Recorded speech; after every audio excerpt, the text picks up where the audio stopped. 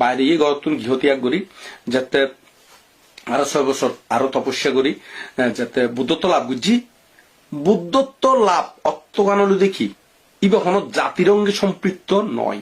বুদ্ধ শব্দের অর্থ হলো জ্ঞান, যে জ্ঞান হলো অতীত সম্পর্কে, বর্তমান সম্পর্কে এবং ভবিষ্যৎ সম্পর্কে সবকিছু অভিজ্ঞ গিয়ে এতেই বের হতে বুদ্ধ স্বয়ং নিজে নিজে জ্ঞাত হই দে।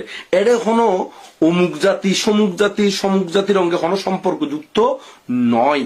কোনো জাতি যদি হয় আর বুদ্ধ হইবে আর জাতির তো নাইছি, তাহলে ইতার দিকে মূর্খ মানুষ তৈরি দেখা যা দিবে বুদ্ধ কাকে বলে এই জিনিসটা ন জানে।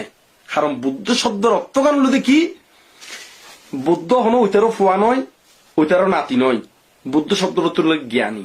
তো সে কারণে এই যারা বুদ্ধের সীমাবদ্ধ মধ্যে আর জাতক তুনাইছি আর ধর্ম তুনাইছি হয় ইতারা দিকেন অজমূর্খ জ্ঞেয়মূর্খ এই পৃথিবীর মধ্যে বিদ্যমান নাই। কিল্লে নাই?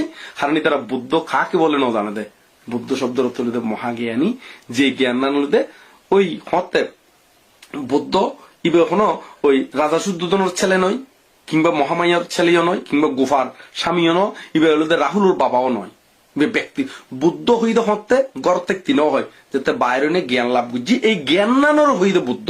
তো সে কারণে হনকে যদি হয় আর ধর্ম তো আসি বুদ্ধর প্রচারিত মানে বুদ্ধর জীবন বুদ্ধরে কেন্দ্র করে জীবন তুলি দিয়ে বুদ্ধরে কেন্দ্র করে জীবন পূজা করে নিম ব্যাক কোন আর আন্ডারে রাখুম ইন আর হেফাজতে রাখুম আর ধর্ম তো আসি দেই ইন যদি হয় তাহলে ইতার দিকেন অজমূর্খ গজমূর্খ এই পৃথিবীর মধ্যে আর বিদ্যমান নাই। কারণ ইতারা আজ বুদ্ধরাই নৌসিনি।